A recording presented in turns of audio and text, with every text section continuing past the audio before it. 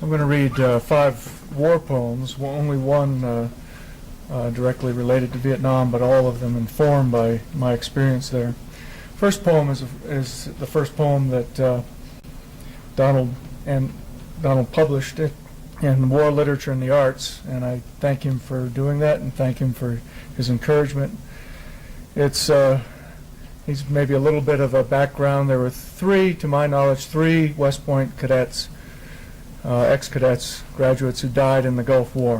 One woman killed herself, one man died in a Jeep accident, and the poem that this is dedicated to Don Tiller, who was a pilot, and it's called To Send Forth. I found out about his death from my son, who was in 1990 about 11 years old, the same age Donnie Tiller was when I had seen him last, when I coached him in youth soccer.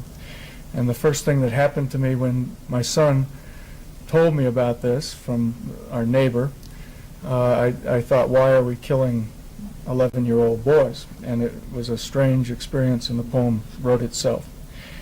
Remembering you when you were my son's age, the night he told me about your death, I felt a father's grief.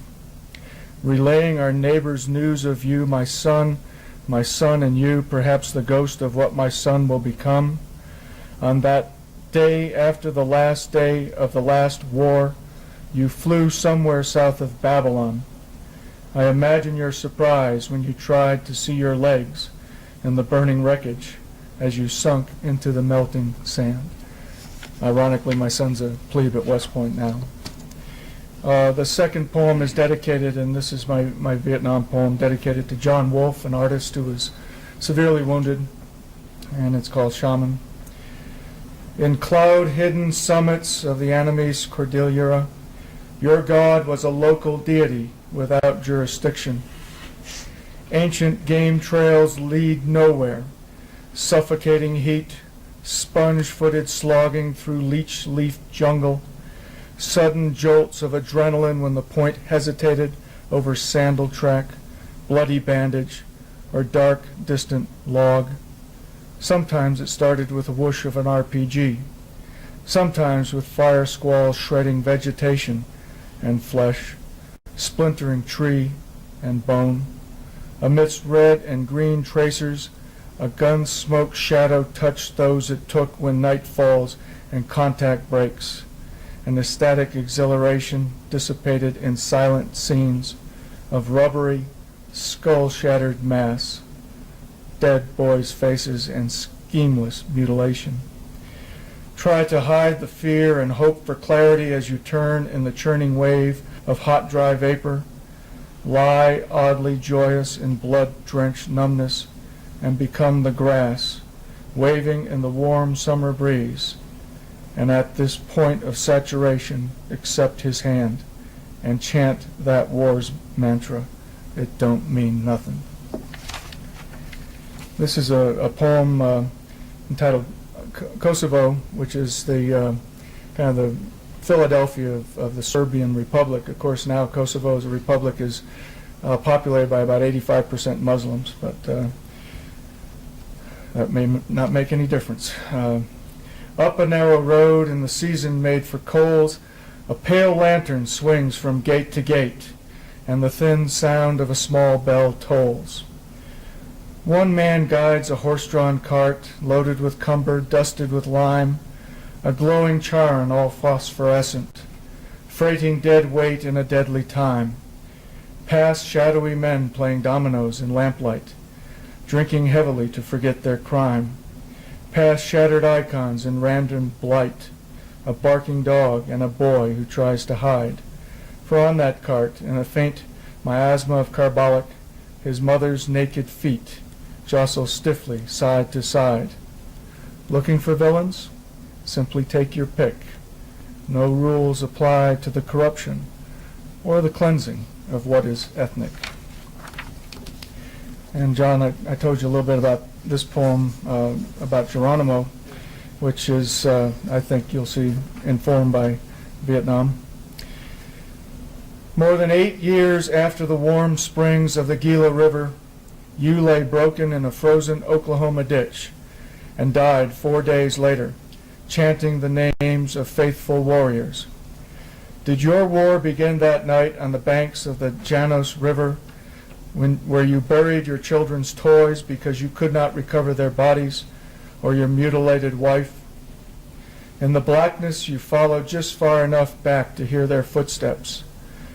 Or did it begin when the voice called your name 4 times, saying, "No gun can ever kill you"? Magic confirmed that afternoon you cursed the soldiers' bullets, and your knife made them pray to St. Jerome. Near the end of your life, you counted over 50 scars and repeated the prophecy. One you believed at Ojo Caliente when tricked by Chum, and you surrendered rather than sacrifice more women and children. Shackled and carted in a wagon to San Carlos, you escaped smallpox and the rope, and returned to mountain spirits and visions.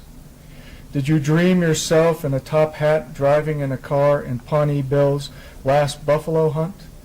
Or in the garden with your latest misshapen wife holding the scalp of a pumpkin? Acorns and piñon nuts, quail and wild turkey, giant cactus and palo verde trees cried for your return.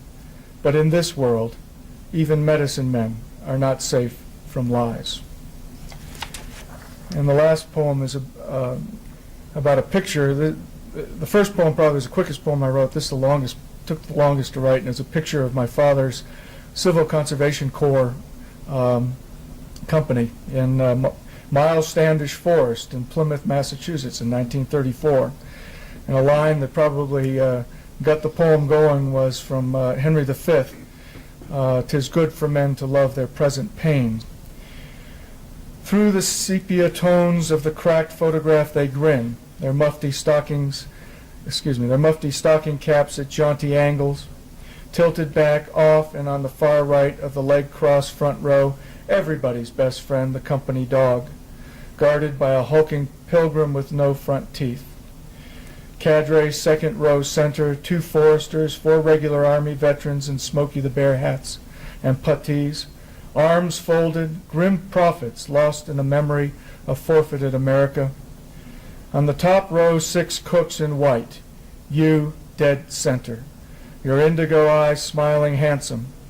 All this just a month before your first taste of homemade hooch made you run naked innocence through the cold Cape Cod rain, a year before Mussolini became the white emperor of Abyssinia, and a decade before your life ran russet in the snow of Bastogne.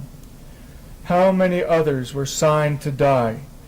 How many other sons searched these ignored archives for fathers they never knew? Thank you.